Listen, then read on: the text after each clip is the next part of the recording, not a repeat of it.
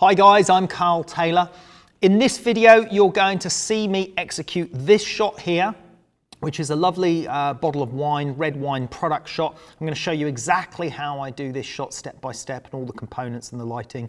Stick with it to the end of the video and I'm going to give you a little bit more information about that photograph. So what I've done here for this wine shot is just used a nice piece of walnut wood surface, a couple of old rustic ropes hanging in the background, a piece of leather hanging as my background, and another piece of rope on the table, just to set the scene, to give the right tones and warmth and colours to the shot. But you're right, there are a lot of lights in this picture. If we start at the back, I'll talk you through what we've got set up. I've got this P70 reflector with a medium honeycomb grid, which is casting this glow of light that you can see here, just grazing up there, just to put a glow of light behind my bottle of wine. Additionally with a orange filter? Yeah, just got a little bit of gel on it, just a slight warm-up gel, slight orange tint, just to, again, just to create that mood and atmosphere. And you'll see I've got the same on this one. I've got a little Pico light with a Fresnel adapter on the front with the yellow, and that's just to add a little bit of light onto these ropes with a little bit of warm colour. These ropes will be very much out of focus because I'm going for a very shallow depth of field shot here, f3.2. And then my third background light, just got a projection attachment, adding a little bit more light on the rope here. This could have been a Fresnel, could have been another a honeycomb, but I just happened to have one of those to hand. So yeah, those two Pico lights and this P70, that's the background illumination. If we move round to the main light, which is this big softbox, we've got the 120 by 180 softbox, which is the main light on the bottle and the main light on the label. And then I've just put a little block of wood here just to reflect some of that light off that white surface back onto the shadow side of the label. Okay, and it's that very small that it only hits the label but not creates more highlights in the glass. Exactly, because if it was a big tall reflector, then I'd have another stripe of light down the bottle. So this just restricts it to the label area. Then over the top, another P70 with a very tight honeycomb grid, and that's creating just a little pool of light in this area so that I get a nice vignette running out here again to keep that atmosphere and add that atmosphere to the shot. And then finally over here, I've got a Cirrus light. Again, that's the great thing with the bronze color, is that it's all compatible with each other, so I can mix and match. I've got Pico lights, Cirrus, Scoros, uni lights, doesn't really matter. But you can see here, I've just put a red gel on this light, shining it through some diffusion material, and this is just to add a little line of red light down the side of the bottle, because what I find with red wine is you never see the red. Because it's really black. They look black, So this just hints that redness into the bottle and into the glass, and the glass of wine as well. Okay, good. So I think what we'll do is I'll start taking the picture from the back first, from the background, and then we'll build it up one shot at a time. Yes, so we see light by light what happens, huh? Yeah. So switch off. Yeah, let's switch off everything except for the P70 that's grazing the background. And we take that first shot.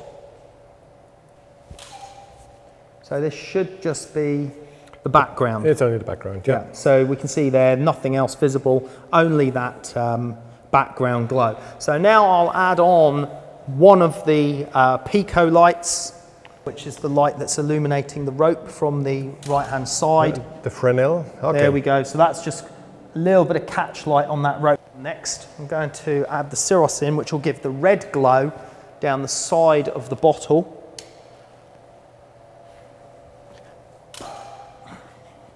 So there we go, that's nice little red catch light down the edge of the bottle. We'll now put on the softbox.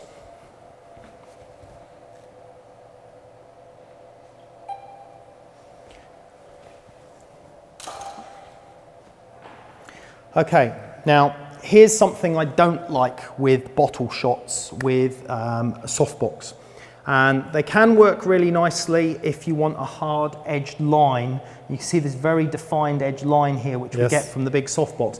But I prefer it if we can soften that a little bit. So what I do is I use a scrim, piece of trace, and I'll bring this in front of the softbox. So I pull this back a little bit? Yeah, we'll pull that back a little bit, and we'll need to turn the softbox up a little bit in power to compensate for the reduction in power from this. Half a stop about? Yeah, half a stop should be spot on.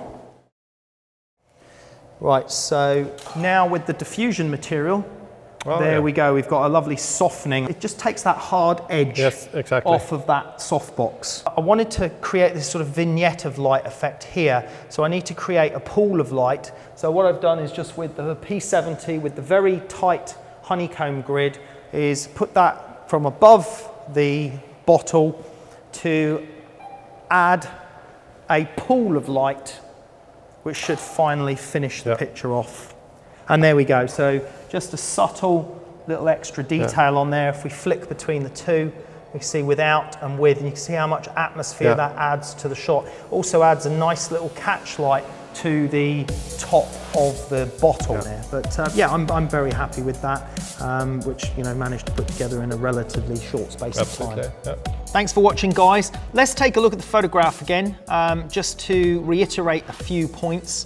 You can see this glow of red light that I've got shining down the side of the bottle here. I use the red light just to add the impression of red wine.